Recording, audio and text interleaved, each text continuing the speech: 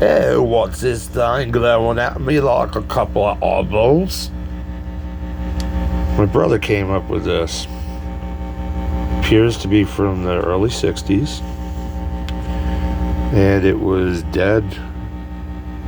And I was like, what the hell is this? It had such cool Tolex and all this, man. I was like, wow.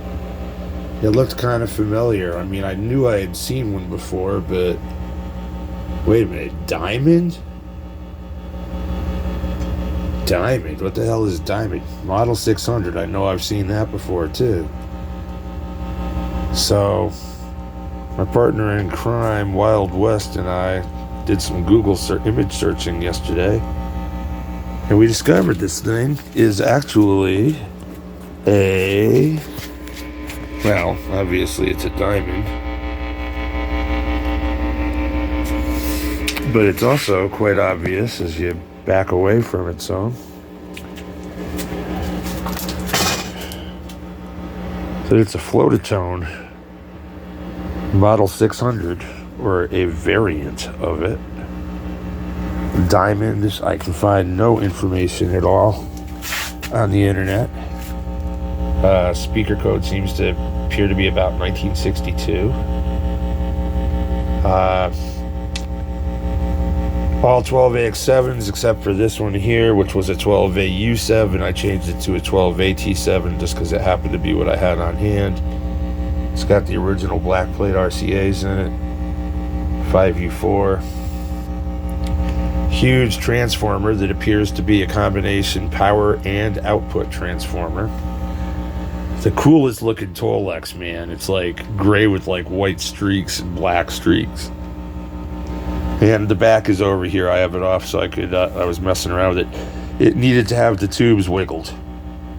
Literally, that was it. I noticed that only the driver tube here was actually working by doing that.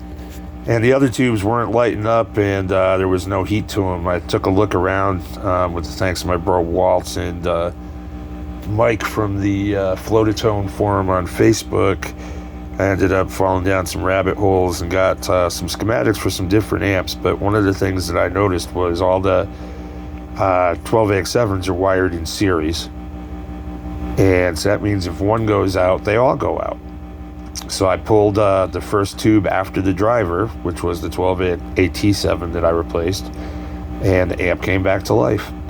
So I pulled the other tubes and wiggled them around and plugged them back in. I did try the original 12AU7, but I actually liked the tone of it better with the 12AT. It had a little bit more throat to it.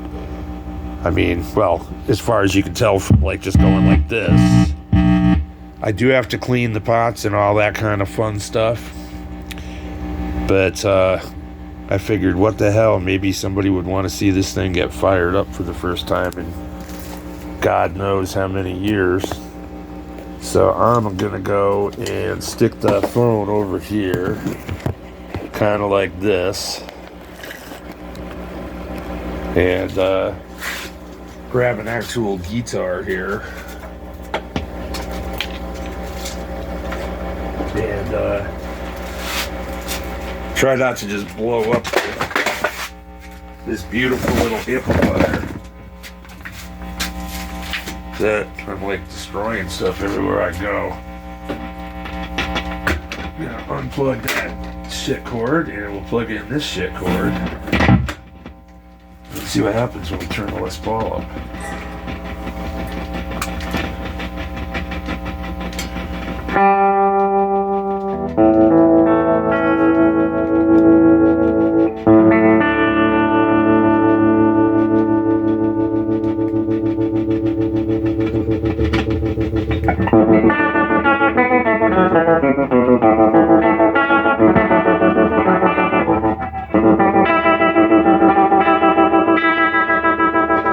Pots really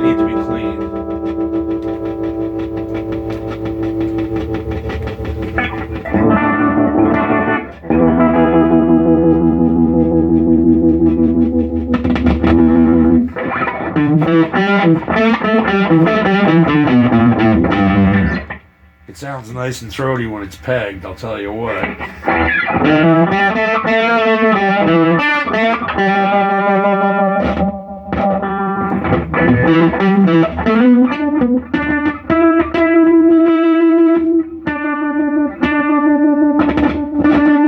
It's really filthy. It needs to be cleaned. And I had to get the pilot light working again. I just started unscrewing it. Either it blew when I was bringing it up to voltage, or more likely, it probably just needs to be reset, like everything else.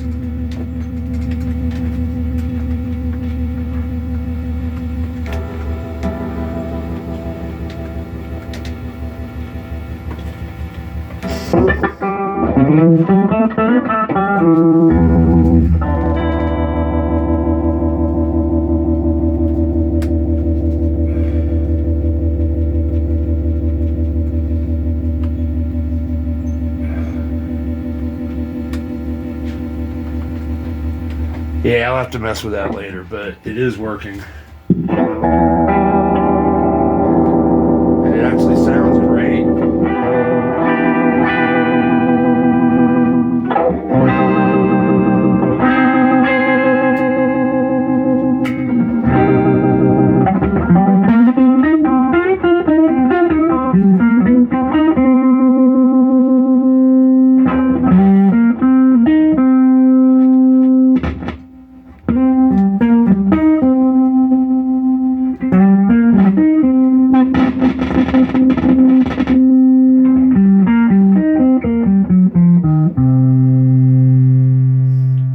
Probably put the speaker in a box and put a more modern speaker in, because this speaker will probably get blown up the volume that I have a feeling I'll end up playing this thing at.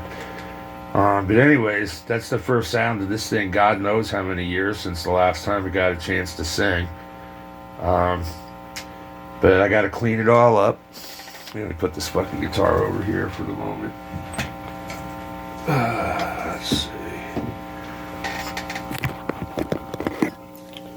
And we got to clean her all up, because it's like, that's actually a chrome plate that everything's mounted on. It's just filthy. Clean it up, clean the tube sockets, all that fun stuff, and it should probably be good to go. I'm thinking a nice 12-inch Celestion in there might do the trick. I don't know. I've got other speakers too. But anyways, a Diamond Model 600 guitar amp from 1962.